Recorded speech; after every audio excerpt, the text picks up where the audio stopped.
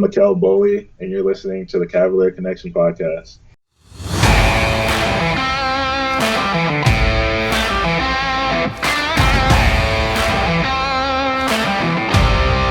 Good evening! Welcome to another edition of the Cavalier Connection podcast. I'm your host, Jack Lowe, joined as always by my dad, Jeff Lowe, and Jay Ballard. On tonight's podcast, we will be talking about Wednesday night's men's basketball big win against Morgan State, the latest news and rumors with the transfer portal, fantasy football updates, and as always, our NFL picks. How are you doing today, Jay? Doing well. Had a nice little Christmas. Was able to go to the Virginia Morgan State game. Had some fun time there with my son, and been excited to get back to recording. Christmas at our household was exactly what it is right now. We've been in the house since Saturday. COVID was running through the house a little bit. Don't know if we contracted it or not, me and Jack, but the rest of the household did. So actually today was the first day coming out of the house. So we're happy to get out. We missed that Virginia basketball game that we were supposed to be at. Unfortunately, we missed it. But on a positive note, I believe those seats got used by a wonderful family, and their son, I believe, got to see his first ever basketball Shout out game. to the winner. The winner was Corey Brooks. That's awesome, man. I seen he made it to the jumbotron. Yep. So I'm sure they had a good time, and I'm glad it went to good old UVA fans and some of my good family get to see a first ever college basketball game. So I can't go. That's the type of people I like to see being able to do.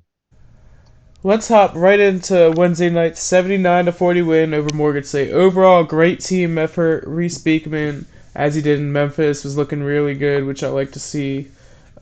Dad, what was your takeaways?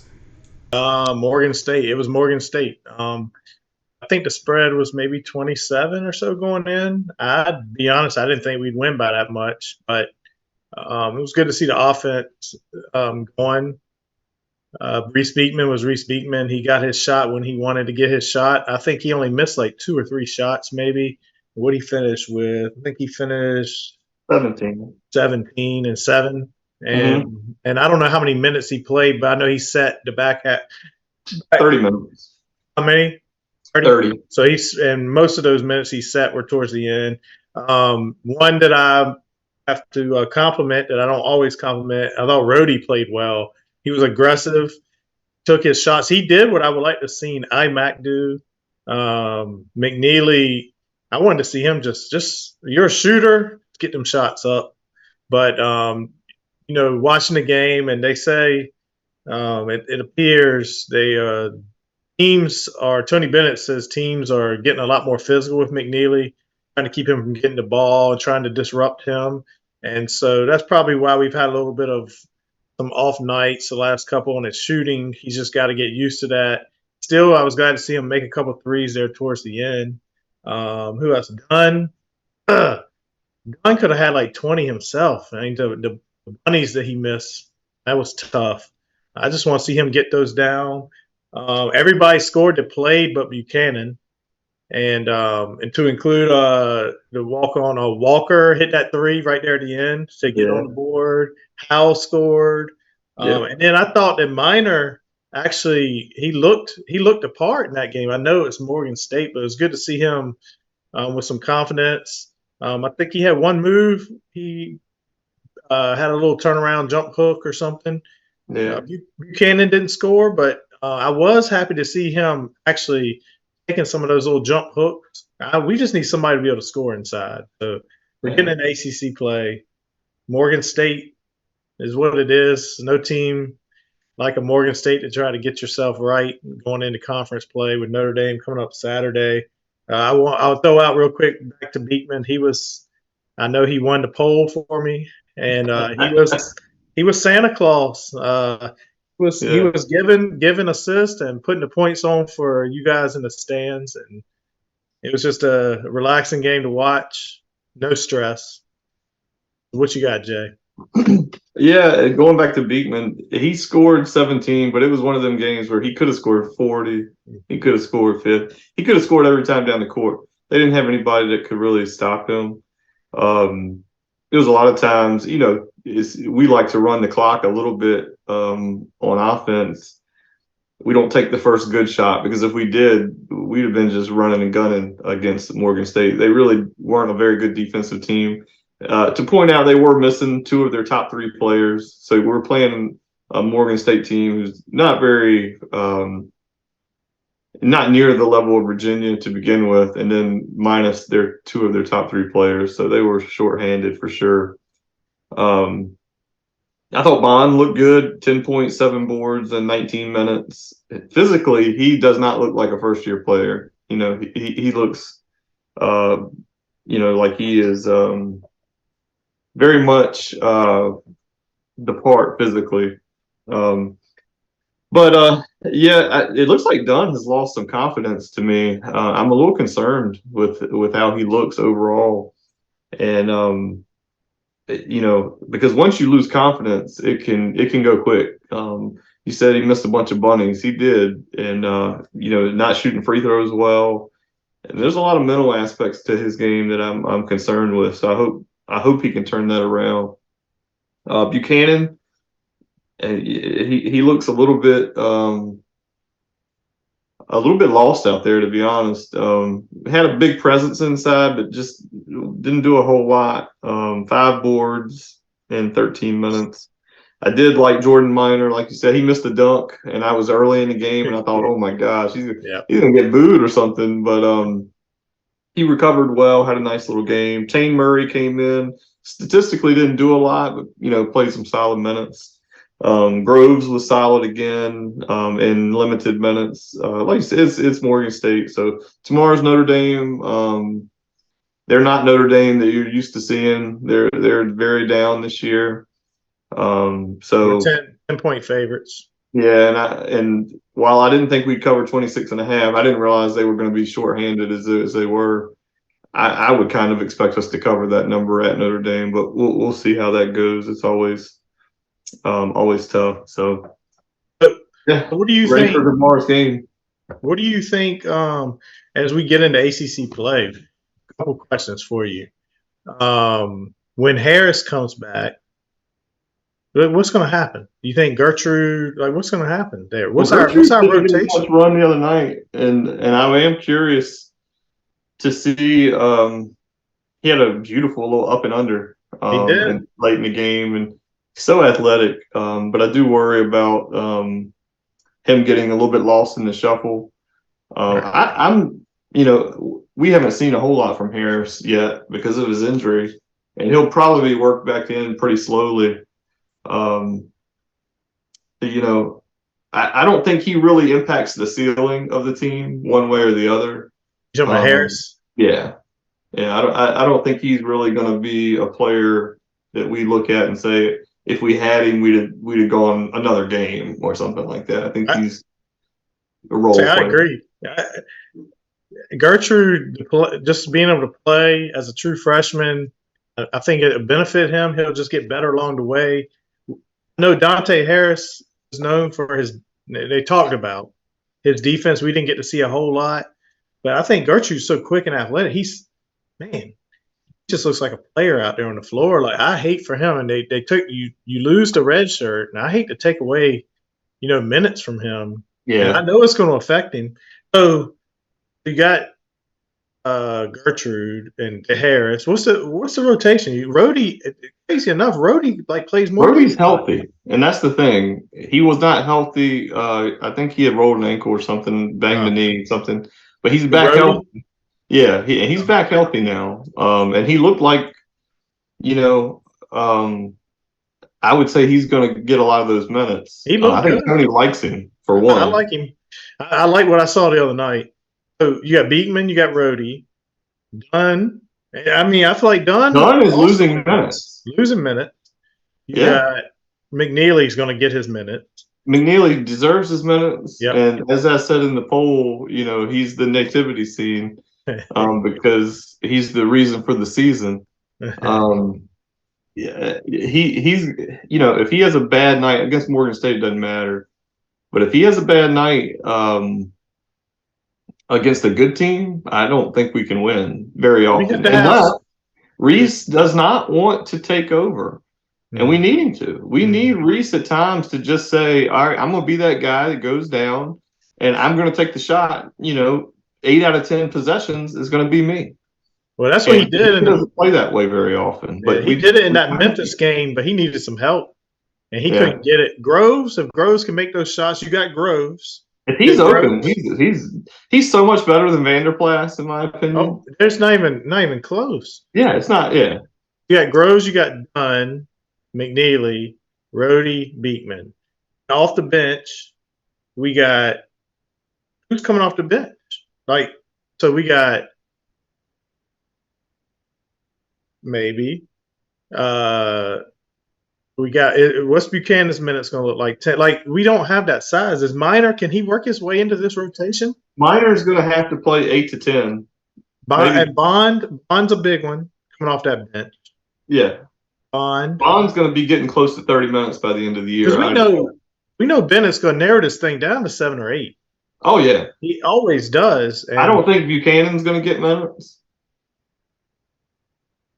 I think Minor is going to be very limited.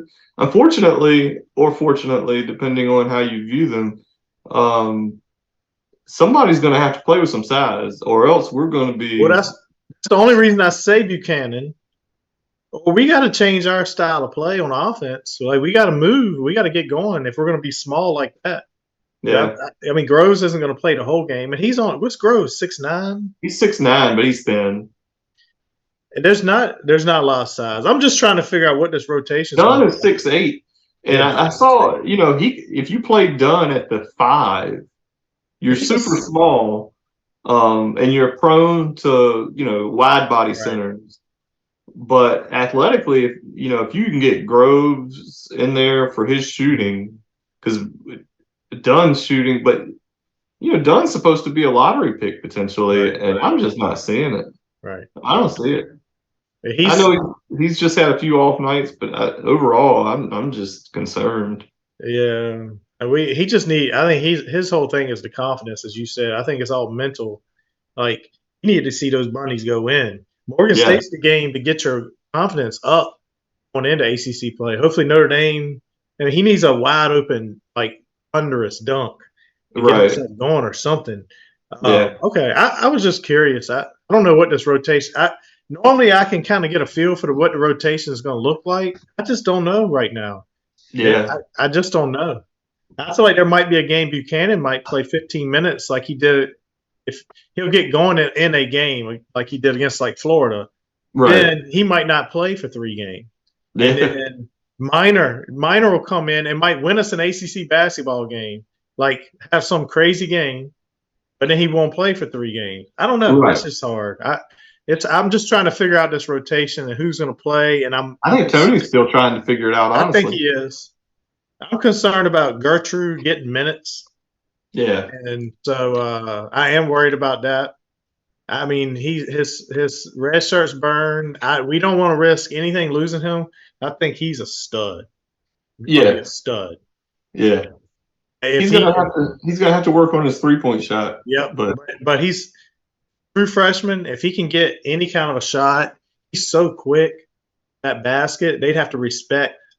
If they have to respect the 3, I mean, my God, the things he could do.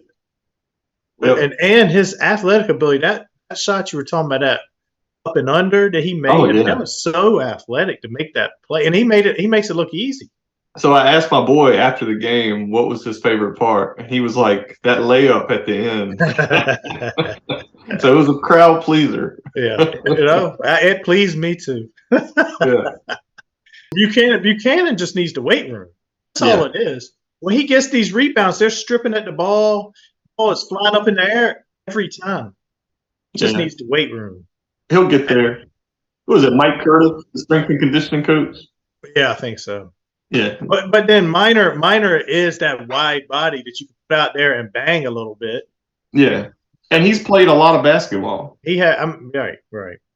I haven't I haven't ruled him out this year yet. No, I'd like not to at see all. something out of him. I was glad to see him when he missed that dunk. I'm like, crap, Yeah. it's over. Then he did come back and get a dunk later, which was good to see the confidence. And that one play, he backed somebody down and just had a post move and scored. It's the most basic thing. You know how it is I mean, in our limited athletic, past, when things are going south and something bad happens early, it's very easy.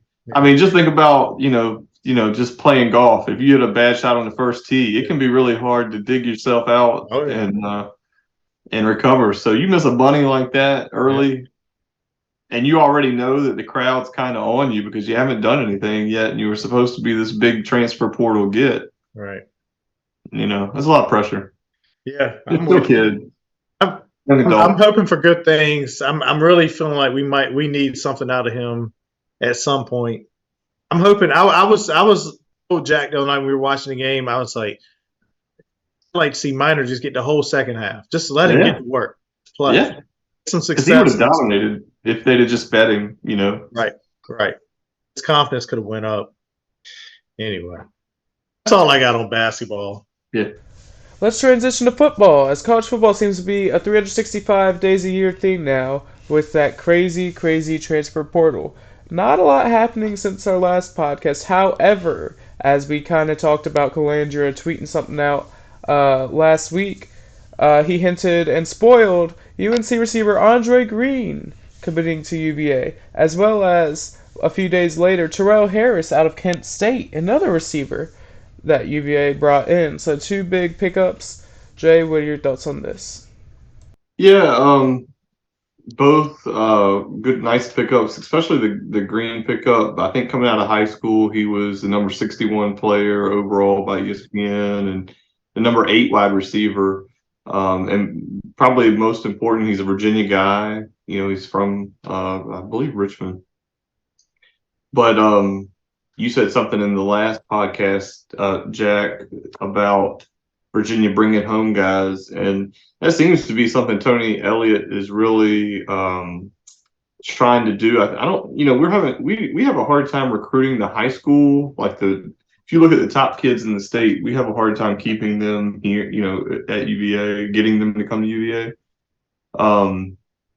But if we can become the school that they come to after, when they enter the portal, because it seems like, gosh, I don't know what the percentage is of kids that enter the portal at least once, but it's got to be high. I mean, and a lot of times I think those kids are promised, big paydays maybe with the NIL stuff or, major playing time. But when you're a high school senior and you're going to an Ohio State, a Penn State, an Alabama, one of those schools, more than likely, you're not only fighting kids in your class for playing time, but you're fighting kids that have been there 2, 3, 4 years.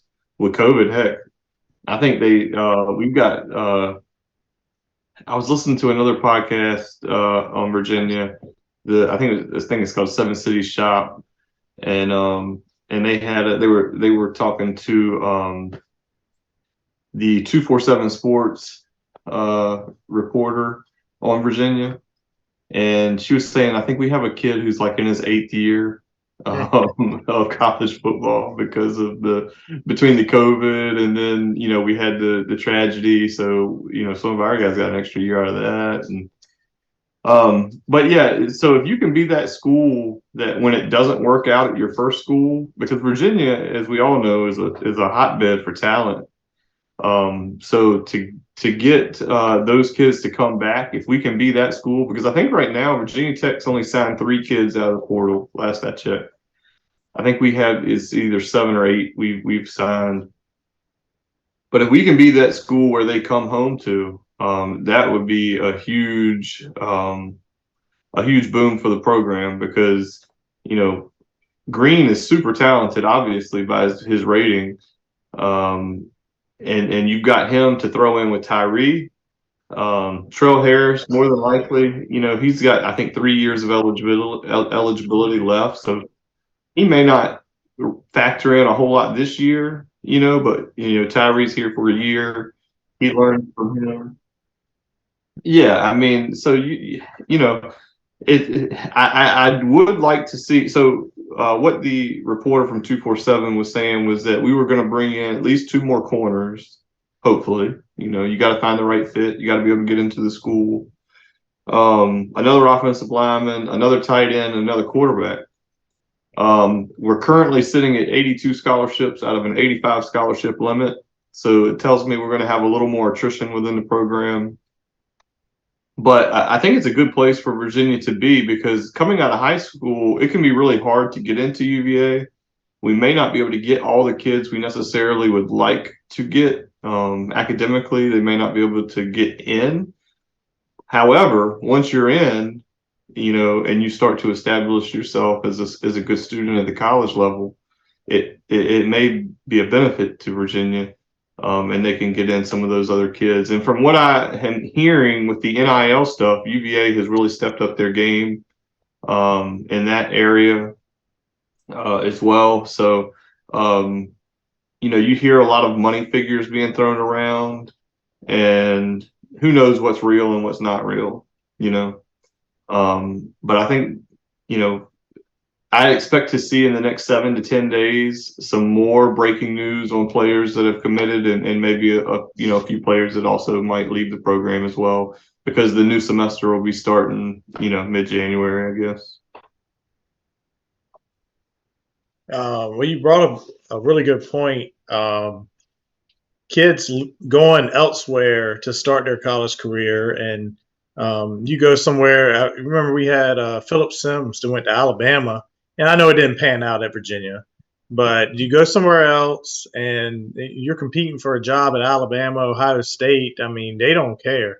They might promise you whatever to get you there, but the level of competition is crazy. But you also may not be able to get into our school coming out of high school. That was a great point. But just like myself, they would have laughed at my application. But you go to TCC or community college or junior college for a year and you show that you can succeed in school, and then all of a sudden, then you can go to the UVAs. So the only concerns for me are it's just receiver heavy in these in this transfer portal, which is exciting, but at the same time, there's only one football.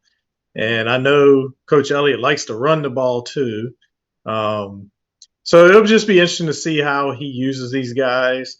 I mean, a couple of these guys, or one of them, may end up right back in the portal next year. We see guys going to 2, 3, 4 schools. So yeah, it's we just had like one committed last year. If you remember the corner from UNC, Cam. oh yeah, and he's transferring again. Yeah, and he transferred from us to Louisville before he ever played it down. Right. So, It's the wild, wild west in that transfer portal. It's like you're a professional. I mean, these guys are like professional athletes, and they're just on 1-year contracts, and they'll go from school to school the way this portal works. I know the NIL. I think Virginia definitely stepped their game up. I know I get stuff all the time in my emails. So I hate to tell them, I don't have much to offer. If they're counting on me, our level of talent is going to be taking a big dip. I did worry about UVA and the NIL, but it seems like they're holding their own. And I don't know. We'll see what's ahead. It's some positive things potentially coming, hopefully in some other spots. But it's just a wild, wild west. And like you said, if there's 82 scholarship players right now, something like that. So definitely, we're going to add, and we're definitely going to lose some too. So. I saw we offered this afternoon. Her name is escaping me. I wish I could remember it. She was really interesting to listen to. Anybody who likes our podcast would like their podcast. It's all Virginia.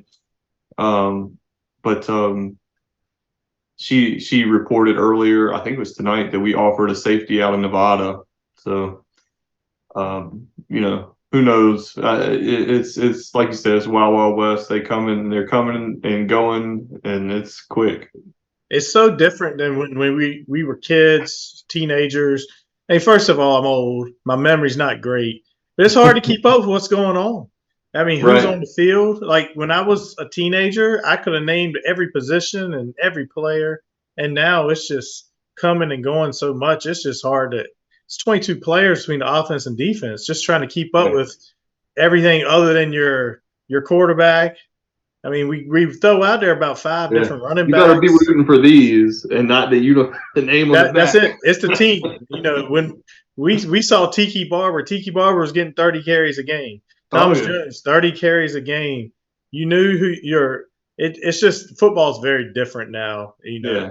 it just you could if you were going to transfer, you got punished for transferring. You watch them videos, it's like, how did they even run with those shoulder pads? Oh, I know. I know. I know. You beat a top 5 pick in the NFL draft on his home field.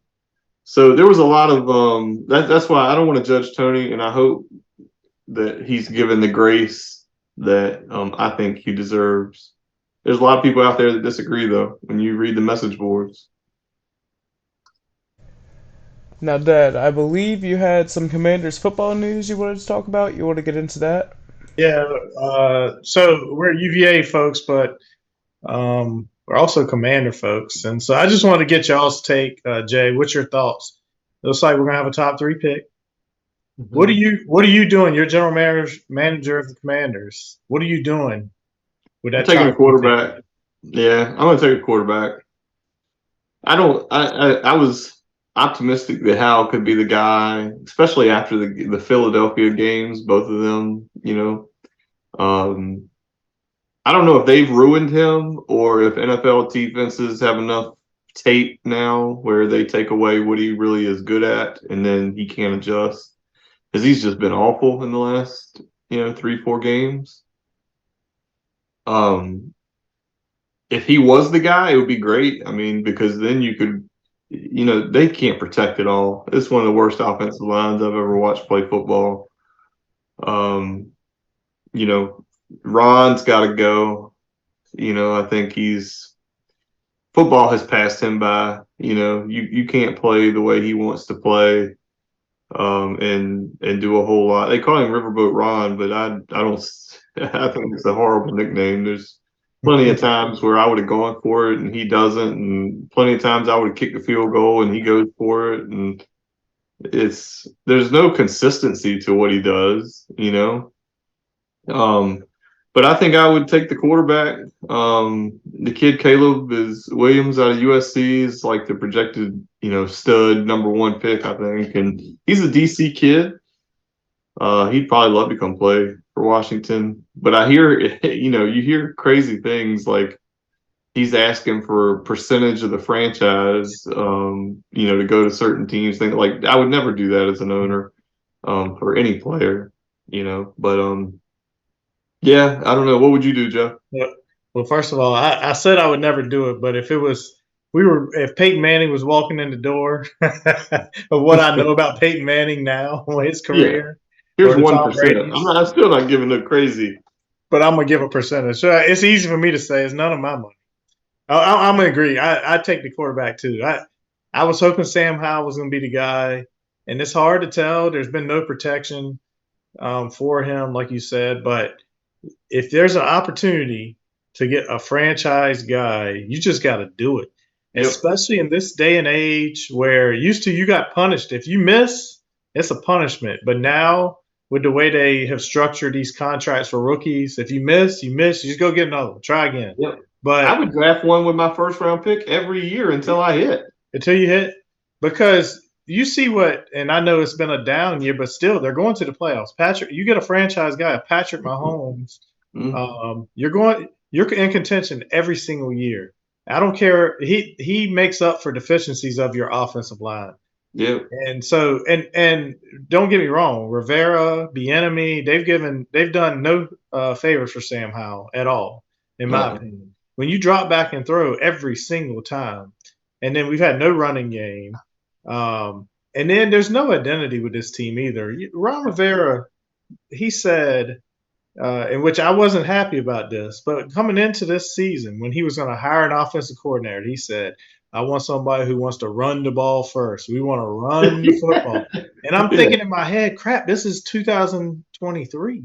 You can't be a run first only football team. Yeah. Then you hire Eric Bieniemy, who he's throwing every down. So you've lost it. Ron Rivera, probably a very good person, good human being. I think he beat cancer and football. He's done with football. It's time to move on.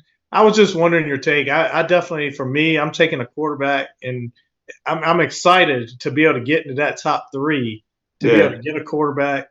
I know I like my team. What? I do not want Drake May. I don't want another Carolina kid. Yeah, I hear you. I like Jaden Daniels out of LSU too. I like somebody who can run around like that. You almost have to be mobile in today's game. Do. Yeah, no doubt. I mean, maybe in 3 years, AC. 3 years, maybe. I mean, you can't ever tell. I saw a mock draft that had us taking Malik Washington in the 6th round, and I said, "Oh my God, if that dude's there in the 6th round, NFL scouts, first of all, don't know what they're doing, and secondly, thank you." Right. I'll tell you right now, and Jay and I have been alive for 3 Super Bowls. Yeah. I've watched 2. The other one I probably watched, couldn't remember. But I'll tell you this: we've never had franchise quarterback in Washington. We had Joe Theismann, who what happened to him. We won a Super Bowl with Mark Rippon. He just had one of those wild years, and then Doug Williams, which was before that one. He won the Super Bowl. He wasn't even starting quarterback for most of the year. It was Jay Schrader. There's not been a franchise quarterback in Washington. Heath Schuler was a huge bust. Yeah. And then you go all the way to the biggest hit we probably had, and I'm prior to RG3 because the year that he had, but Jason Campbell. Yeah, Jason Campbell. He was just a solid NFL quarterback. Yeah. We had Gus Farratt. Who was the draft? Patrick Ramsey, I think, could have been. He had some decent years. Yeah. Then we had Steve franchise guys, though. You're right. No, but they're all there's no stud back then. No. We had. That's why we've been terrible for 30 years. Yeah. Steve Spurrier came in. He said, I don't care. My system's going to win. He brought in his guys from Florida who couldn't start for any other NFL team. Danny Werfel, Shane Matthews come in. They didn't block for him. And I think that's when they drafted Ramsey after that, right? Well, we did run it up on the 49ers in the preseason. We were undefeated in the preseason. And then we were this year too, if you remember. Yeah. And then I think we won 3 games in the regular season. Yeah. So the wheels have fallen off. 97 when Snyder bought the team? Yeah. 96, 97, something 96, like that. 97. We were at the second game ever there against the Giants. Yeah. And then Gus Farratt jammed neck. 7-7 overtime. 7-7. Right. And since then it's been garbage. But we got the new ownership group. Jay's got Magic Johnson coming in, and we'll attract a little bit of talent, and hopefully the tide is turning. We'll see what happens. Top 3 pick. We got 2 second-round picks. Magic can make Washington what the Dodgers have turned into. Oh, yeah. We got a lot of cap space. Space. Top 3 pick, 2 second-round picks. Maybe we should have signed Shohei Ohtani. He probably can do that too. Yeah, you're in the NFL. You're in the dead zone. 8-8 or 8-9 now. And don't screw up. Don't screw up and win one of these last 2 games. Right. Thank God it's the 49ers and Cowboys. Yeah, we don't have to worry about it. Although the Dallas game, they could be. Alrighty, and finally, our final segment, our NFL picks. Last week we were 4-5 as a podcast. I was actually 2-1. Jay and my dad were both 1-2 on the season. The podcast is 22-23, so the tide's kind of turning a little bit. But on the season, the rankings go: Jay at number 1 at 10-5, my dad at number 2 at 7-8, and myself in last at 5-10. However, if you look at it consistency wise, and you've been betting against me every time, you'd be 10-5. So you got to look at it both ways. So shout out. I think we got a review on Spotify from Travis, I believe, and he was complimentary of some of our talk, but he said our NFL picks were garbage, and I think he's actually right. My first pick, I've got Ravens -3.5 against the Dolphins. I'm on the Raven train, as is everybody else, and so it probably tells you the Dolphins are going to win the football game. But in Baltimore, that defense is tough. Lamar Jackson's playing out of his mind. If you look at how the MVP voting, the MVP supposed voting has been, or projections, it's changed every week. So Lamar's probably going to throw 3 interceptions and about 120 yards. But I think he's -170 to win the MVP now. But I'm going to be on the train. I think they're going to beat the Dolphins, and give me Baltimore -3.5. All right. Sure. So my first pick, I'm going back to the well. Last week I was 1-2, but my one hit was going the under on the game that was projected to be over 50 points. There's another one this week. I'm a little concerned because when we were, writing out our picks for the show doc, the over-under in the Detroit at Dallas game is 53.5, which is where I bet it, but it currently sits at 51.5. If you didn't watch last week, NFL games this year with an over-under that is higher than 50, it is now 1-11. The under has hit. That was Jay's only win. Yeah, that was my only win. I'm going to take and one of my 2 losses. Yeah, so I'll take under 51.5 in the Detroit and Dallas game. for my first pick, I will be going to the Bears-Falcons game. I'll be taking the Falcons +3. I believe it was last week that they hurt me in that Falcons-Colts game, and it was not the first time that they hurt me as well. They've hurt me multiple times this season. So this time I'm going to actually take the Falcons in high to QB trust, in my opinion, as we all know as Commanders fans. I think they just get done over the Bears. The Bears just aren't a great football team, so I'm taking the Falcons +3. I think he's a winner. So for my second pick, I'm going to take New England at Buffalo +14. To me, that's just too many points for a divisional game. New England showed last week they weren't just going to lay down and die when they beat Denver at Denver in a game that Denver really needed to win to have a chance at the playoffs. So Bill's going to have them ready to play. They beat them earlier this year in Foxborough. I think 14 points is too much. Buffalo has been playing a whole lot better, but you see they played LA last week, and again, a game that you would think they would win in a blowout fashion, they don't show up as well. So 14 points is a ton in the NFL, so give me New England +14. And that'll lead me right into my second pick, which once again, for I believe the second week in a row, I will be going against Jay. And I will be taking the Bills -14 in that game. I just believe Josh Allen has an outstanding Josh Allen game. I think this is the Bills' game to win, and I think they're going to get the job done to the Patriots, and it's going to be a beating. It's a payment plan, almost, as you could say. Give me the Bills -14. Well, you go right ahead. I mean, those are your picks. Be confident in what you're saying. I'm taking the Buccaneers -2.5 against the Saints. Home game. Baker Mayfield's been rolling, and I think the Buccaneers are going to win that division, and then they're going to get beat in the first round of playoffs. But you can't tell me Dallas at home and on the road. Dallas hasn't been very good.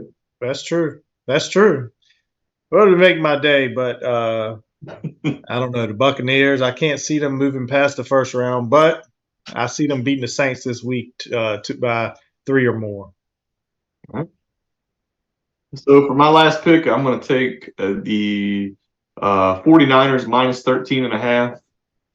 I went back and forth on this one, whether I wanted to play the over 49.5 or -13.5. I think you could probably run a teaser here and hit on a middle of both of those. But for podcast purposes, I'm going to take 13.5. I mean, San Francisco is just too good. They've got a lot to play for. Purdy threw 4 interceptions last game. I think he's going to try to get back in the MVP race. He may throw 4 touchdowns in this one. He could do it in the first half. I mean, this team is explosive. We're a terrible defense. Jacoby Brissett, who's starting for Washington, is questionable now. So it could be Howell again. Chase Young's going to have something to prove. He's going to be hunting. I just think this is going to be ugly. So I'll take the 49ers minus 13.5. For my final pick, as everyone knows, I hate messing with these over and unders, but I'm going to take under 48.5 for the Cardinals and Eagles game. You know, the Eagles have struggled the last few weeks. If Kyler Murray plays, I mean, even then, the Cardinals' offense ain't nothing special. I just see a low-scoring affair, and I mean, we'll see what happens. It's going to be under 48.5. Kyler Murray might not be playing either. First of all, I do like San Francisco minus 21, 28.5. I'll just give you a quick free one. This is a free bet for you guys. Go ahead and lay money on Ayuk over whatever his over is, taking over and a touchdown. It probably might be the first play of the game. Take the over for McCaffrey on everything. Put him down for a touchdown. Debo, put him down for a touchdown. I don't know who. Kittle touchdown. It's gonna be. It's gonna parlay them all. If you just play an individual bet on all of them, you're winning 75% of them. Yeah. And go ahead and say a defensive touchdown is going to happen too, and that's gonna pay you some money. Yeah. So anyway, I'll take my last pick. Enough Commanders there. I got the Raiders at 3.5+ against the Colts. It is an Indy, but dang man, I tell you what, Pierce has the Raiders playing well. That defense is playing good. I tried to sign them for fantasy football this week, and I didn't get them. But I like that Raider defense and what those Raiders are doing since Pierce has taken over. It's crazy, what a coaching change can do. And you know what's his face? The coach prior to him, Josh McDaniel. Yeah. I mean, he's not a head coach. Hey, this is 2 tries. He's gone, and you see what this team has done since he left. So anyway, give me Raiders plus 3.5. That's going to wrap it up for this edition of the Cavalier Connection podcast. As always, be sure to follow all of our social medias at TalkEVA Sports on Twitter, at Cavalier Connection on Facebook, on the YouTube channel, The Cavalier Connection, and of course on Spotify, The Cavalier Connection podcast. We appreciate all of you for listening. Any closing thoughts, guys? Nope. Can't wait for the game tomorrow. Noon game, I believe. So we'll be right bright and early, and go Hoos. Yep, go Hoos.